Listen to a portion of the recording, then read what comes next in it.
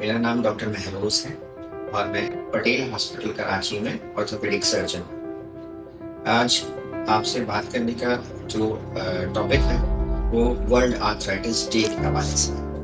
World arthritis day इसलिए मनाया जाता है क्योंकि आर्थराइटिस एक सिर्फ बीमारी नहीं, एक तरह की कंडीशन है जिससे आमतौर पर उधेड़ उम्र के या एडवांस एज के लोग जो है वो ज़रूर सामना करते हैं। लिहाजा आर्थराइटिस के बारे में मालूमात होना बेसिकली हर किसी के लिए बहुत ज़रूरी है। आर्थराइटिस एक तरह का वेयर एंड टियर का प्रोसेस है जिसमें जॉइंट्स को इन्वॉल्वमेंट जो है वो कहीं तक भी हो सकता है। मेरा कहने का मतलब ये है कि गर्दन से लेके पैर के अंगूठे तक किसी भी जोड़ में रगड़ का जो अमल है वो आर्थराइटिस के ज़िम्मे में आता है। इसका इलाज मुश्किल तो नहीं, लेकिन थोड़ा सा इस तरह से पेचीदा होता है कि हमें जो है वो उसमें ख्याल रखना पड़ता है कि हम मुख्तलिफ लोगों का मुख्तलिफ तरीके से इलाज करें।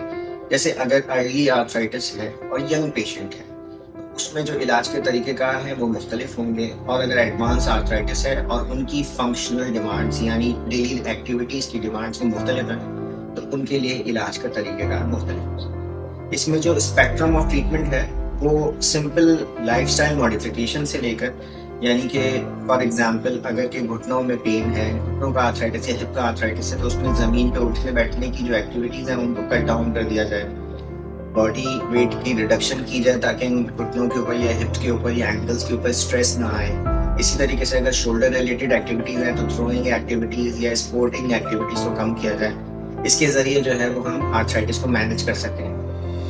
इसके अलावा एंटी इन्फ्लेमेटरीज देकर, ताकि जो जोड़ों के ऊपर वरम की डेवलप होने की जो कंडीशन हो जाती है जिसकी वजह से वरम आता है, सूजन होती है और एक्टिविटी रुकती है, दर्द होता है, उसको हम कंट्रोल कर सकें। इसी से रिलेटेड एंटी इन्फ्लेमेटरीज कुछ डिजीज स्पेसिफिक भी आती हैं जिनके ज़रिए बॉडी में जो रगड़ का अमल है उसको स्लो किया जा सकता है। और फाइनली जो कंडीशंस हैं इसी के साथ साथ इंजेक्टेबल्स भी आते हैं और साथ में कुछ chondroitin based hyaluronic acid based supplements भी अवेलेबल हैं, इंजेक्टेबल एंड ओरल दोनों फॉर्म्स में, जिनके ज़रिए जो है वो जॉइंट्स की रीजनरेशन या रिजुविनेशन की तरफ हम केटर कर सकते हैं। इसके अलावा जो फर्दर ऑप्शंस होते हैं उसमें सर्जिकल ऑप्शंस हैं, वो आमतौर पर रिजर्व किए जाते हैं जब बहुत ही ज़्यादा डेबिलिटेटिंग डिजीज़ हो जाए, बहुत ही ज़्यादा कॉम्प्लिकेटेड कंडीशन हो जाए, जो किसी भी तरह की दवा, फिजिकल थेरेपी और रिस्ट्रिक्शन से मैनेज ना हो रहा हो, तो हम सर्जिकल ऑप्शन ऑफर करते हैं। उसमें कॉमनली ऑफर्ड जो सर्जिकल ऑप्शंस हैं उसमें जॉइंट रिप्लेसमेंट हैं। कॉमनली जॉइंट रिप्लेसमेंट हिप और नी में ज़्यादा किया जाता है, उसके बाद शोल्डर्स एंड एल्बोज जो हैं वो भी पाकिस्तान में फ्रीक्वेंटली अब किए जाने लगे।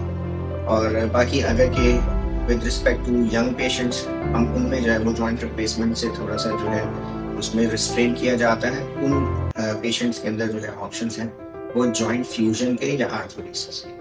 मेरा मशवरा आप सबसे यही होगा कि जो भी इस वीडियो को देख रहे हैं, अगर आपको किसी भी किस्म के जॉइंट पेन की शिकायत है तो ऑर्थोपेडिक सर्जन से जल्द से जल्द रब्ता करें। अस्सलाम वालेकुम।